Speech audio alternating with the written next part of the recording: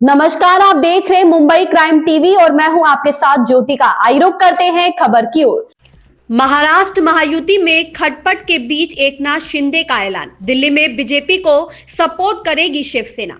शिवसेना ने दिल्ली विधानसभा चुनाव में भाजपा को समर्थन देने का निर्णय लिया है। एकनाथ शिंदे ने कहा कि शिवसेना भाजपा के उम्मीदवारों का समर्थन करेगी और उनके प्रचार में शामिल होगी। उन्होंने भाजपा को भ्रष्टाचार मुक्त और कुशल सरकार देने की आवश्यकता बताई। शिंदे ने जेपी नड्डा के लिए लेटर लिखा है। एकनाथ शिंदे सेना ने निर्णय लिया है कि दिल्ली विधानसभा चुनाव में वह उम्मीदवार नहीं उतारेगी बल्कि बीजेपी का समर्थन करेंगी। शिवसेना ने यह फैसला बीजेपी के वोटों का विभाजन रोकने के लिए लिया है। इस पर उप मुख्यमंत्री एकनाथ शिंदे ने कहा कि दिल्ली को एक भ्रष्टाचार मुक्त और कुशल सरकार की आवश्यकता है।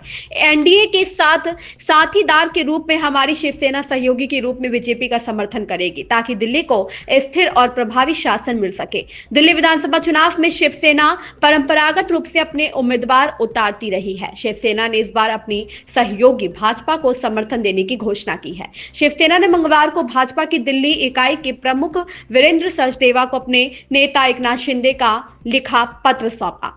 एकनाथ शिंदे के लेटर में क्या?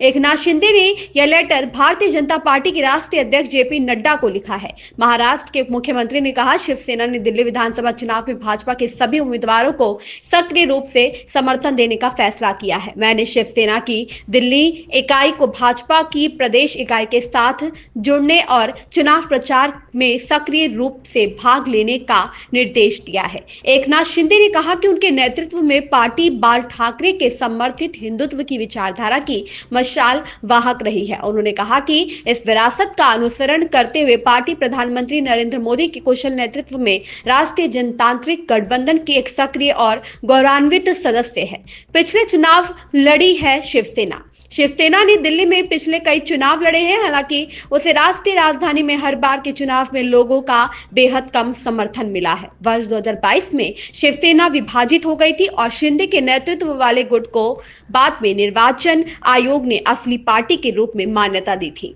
इस खबर में बस इतना ही। बने रहिए मुंबई क्राइम टीवी के साथ।